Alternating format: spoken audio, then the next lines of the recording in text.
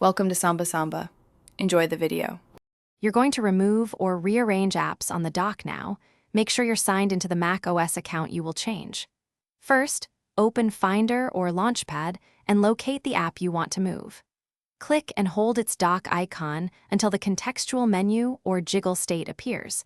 This is the immediate control to change positions or remove. Once you see the options, you can drag the icon or choose Remove from Dock. So start by grabbing the icon and feel the interface respond. Now focus on rearranging and adding apps. Click and drag the app icon along the dock.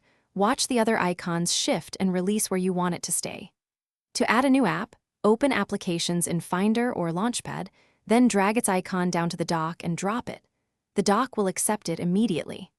If drag fails, Control-click or right-click the app's icon to use the contextual menu and select Keep in Dock or Remove from Dock as needed.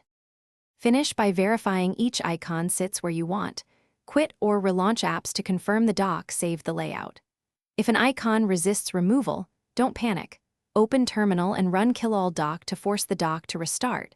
This often resolves stuck icons. If that still fails, check System Preferences under Dock and Menu Bar for settings that affect minimization and recently used apps.